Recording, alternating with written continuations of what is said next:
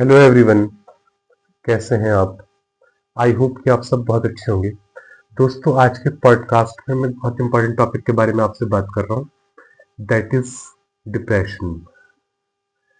जो इंडिया की सबसे बड़ी साइकेट्रिक बॉडी है, उसका डेटा है कि इस टाइम इंडिया में अप्रॉक्स 75% लोग डिप्रेशन के शिकार हैं और अप्रॉक्स 95% लोगों की जिंदगी में कभी ना कभी डिप्रेशन आता है। हालांकि ये डेटा जो है 100% है, बट मैं 5% का गैप छोड़ रहा हूँ उन लोगों के लिए कि जो मतलब मेडिकल कम्युनिटी से जुड़े हुए हैं या स्ट्रेस काउंसलिंग या काउंसलर्स हैं या फिर ऐसे लोग हैं जिनको मतलब डिप्रेशन हैंडलिंग की टैक्टिक्स पता है, तो उसके लिए मैं 5% का गैप छोड़ रहा हूँ। वरना हर इंसान की लाइफ में कभी ना कभी डिप्रेशन का एपिसोड आता है। तो डिप्रेशन क्या है और डिप्रेशन को हम कैसे आइडेंटिफाई कर सकते हैं, डिप्रेशन को हम कैसे पहचान सकते हैं, डिप्रेशन के सिम्टम्स क्या हैं, आज इसी बारे में हम लोग बात करते हैं। तो डिप्रेशन का जो सबसे पहला सिम्टम है, दैट इज सैडनेस। अगर आपको विदाउट एनी रीजन सैडनेस महसूस हो रही है और आपको लग रहा है कि आप मतलब अंदर से दुखी हैं, किसी काम में मन नहीं लग रहा, अंदर से कोई हैप्पीनेस फील नहीं हो रही, इवन बाहर कुछ अच्छा हो रहा है, कोई फेस्टिवल है या कोई आपके घर मेहमान आया है या किसी पुराने फ्रेंड से आपकी मुलाकात हुई है और उसके बाद भी आपको हैप्पीनेस फील नहीं हो रही, तो ये डिप्रेशन का एक सिम्टम है।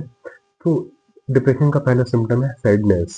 दूसरा सिम्टम जो है दैट इज इरिटेबिलिटी। इरिटेबिलिटी का मतलब ये है कि आपको विदाउट एनी रीजन आप इरिटेशन फील कर रहे हैं। और ये जो एडल्ट मतलब जो यंग पीपल है, जो स्टूडेंट्स हैं और एडोलसेंट्स हैं, उनकी लाइफ में बहुत ज़्यादा कॉमन है कि वो इरिटेट महसूस करने लगते हैं विदाउट एनी रीज़न। तो इरिटेबिलिटी अगर आप महसूस कर रहे हैं तो ये भी डिप्रेशन का एक सिम्टम हो सकता है। उसके अलावा एक रीज़न हो सकता है that is loss of interest. किसी काम में आपका मन नहीं लगता, पढ़ाई में आपका मन नहीं लगता, कोई हाउस वाइफ है तो घर के काम में उसका मन नहीं लग रहा। पहले वो घर के काम बहुत अच्छे से करती थी, बट आजकल उसका घर के काम में मन नहीं लग रहा और वो जो है वो घर के काम करते हुए जो है लेथार्जी फील कर रही है या लैक ऑफ इंटरेस्ट फील कर रही है, तो ये भी डिप्रेशन का एक बहुत बड़ा सिम्टम हो सकता है।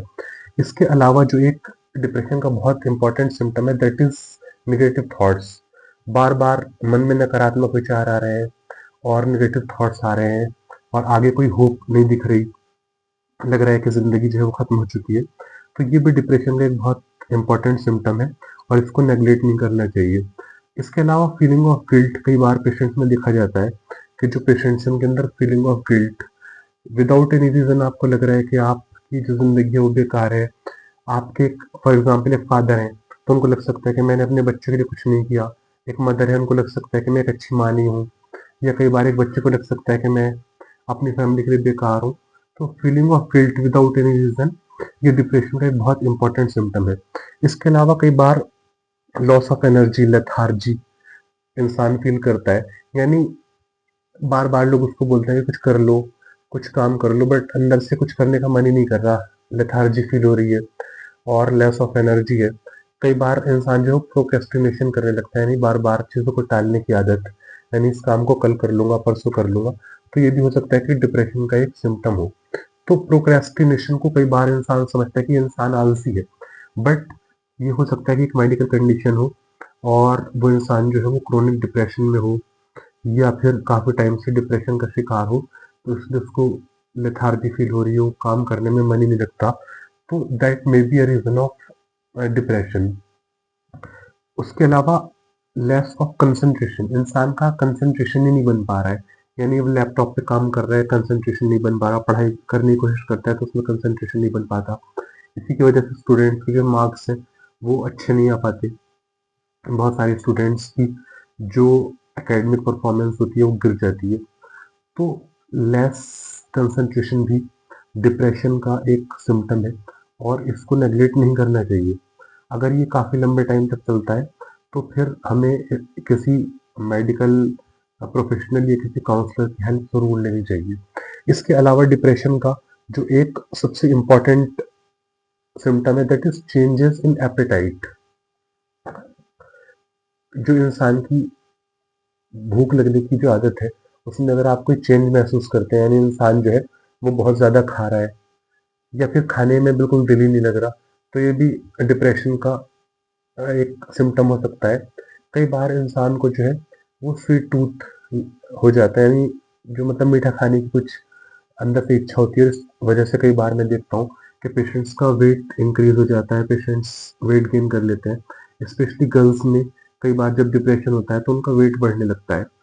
तो ये भी डिप्रेशन का एक सिम्टम हो सकता है कि अचानक से किसी इंसान का मतलब बेसिकली जब नेगेटिव थॉट्स आ रहे हैं, स्ट्रेस में है पेशेंट, तो उसका मीठा खाने का बहुत मन कर रहा है, तो ये भी डिप्रेशन का एक सिम्टम है।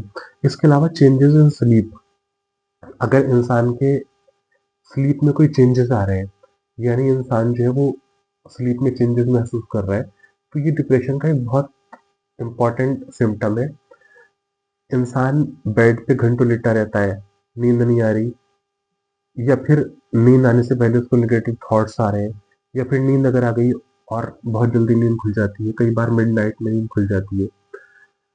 कई बार इंसान पता चला कि रात में 12 बजे सोया, 4 बजे उसकी आँख खुल गई, फिर उसके बाद नींद नहीं आ रही।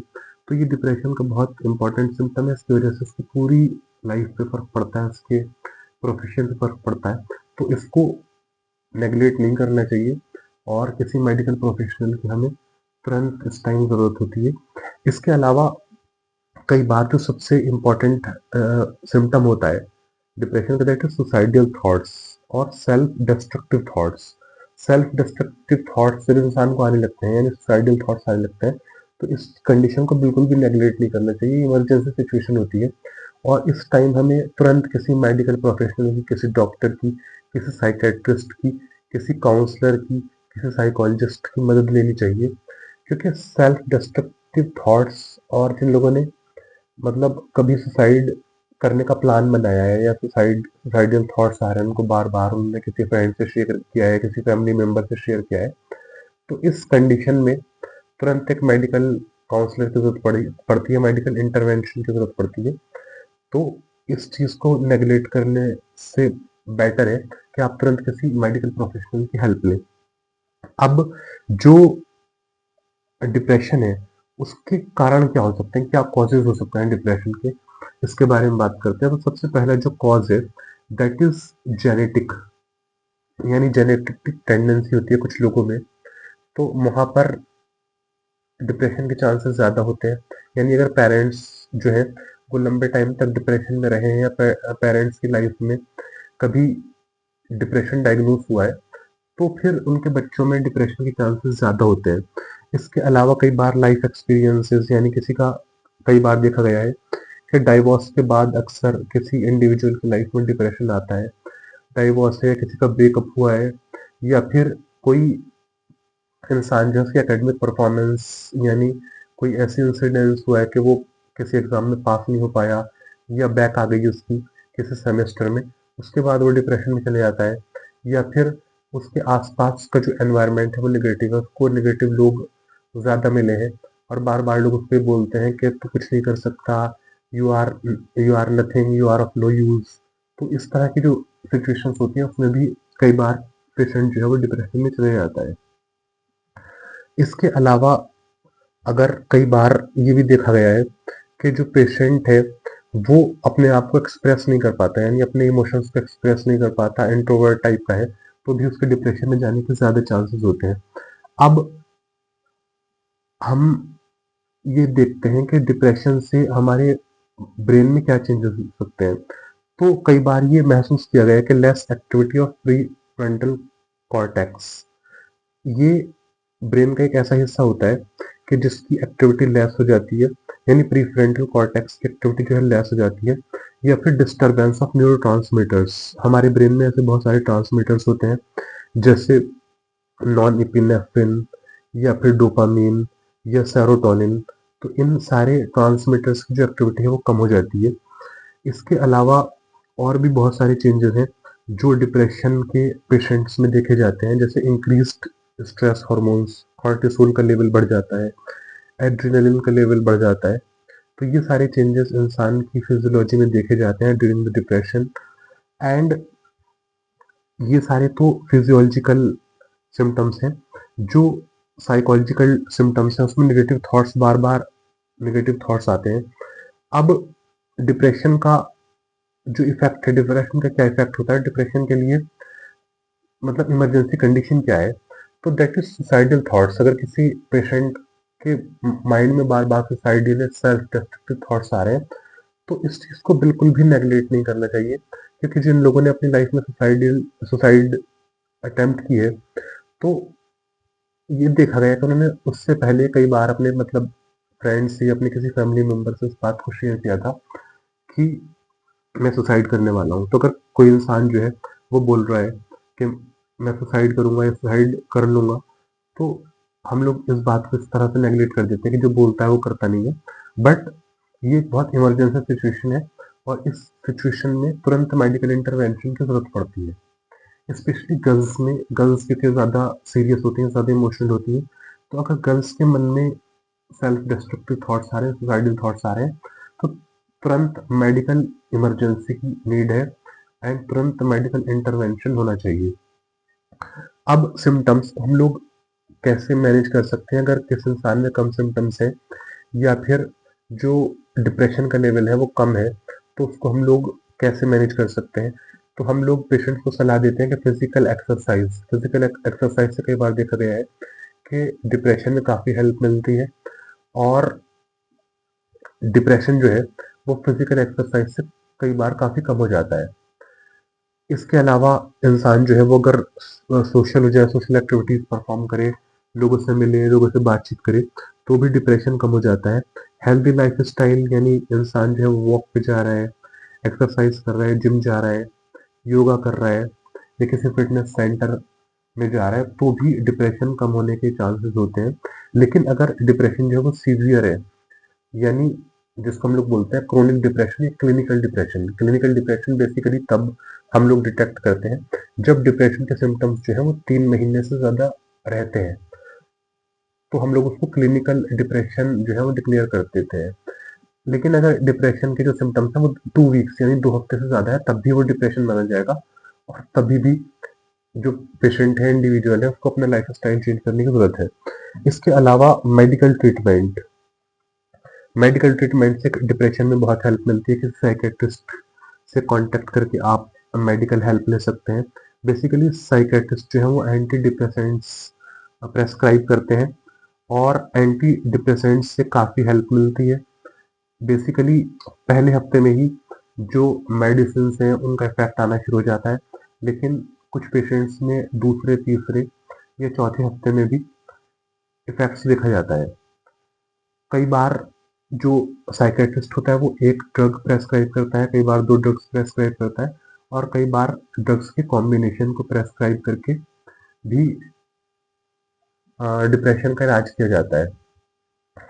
अब बेसिकली पेशेंट्स के मन में सवाल होता है कि जो एंटी डिप्रेसेंट्स होते हैं इनके बहुत सारे साइड इफेक्ट्स भी होते होंगे, तो साइड इफेक्ट्स हो सकते हैं।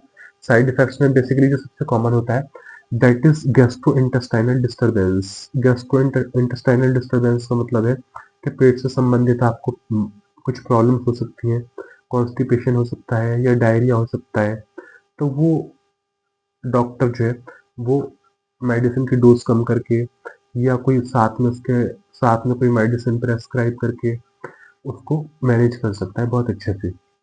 लाइक डीएसआर वो डॉक्टर किसी मेडिसिन के साथ कंबाइन कर देता है, तो गैस्ट्रो इंटेस्टाइनल डिस्टर्बेंस है वो काफ़ी हम लोग कम कर सकते हैं। इसके अलावा वेट गेन की कुछ लोगों को प्रॉब्लम होती है एंटी डिप्रेसेंट से, तो वेट गेन अगर किसी मेडिसिन से हो रहा है तो फिर मेडिसिन चेंज करने की ज़रूरत है, और वो डॉक्टर जो है वो आपकी मेडिसिन को चेंज करके इस प्रॉब्लम को दूर कर सकता है।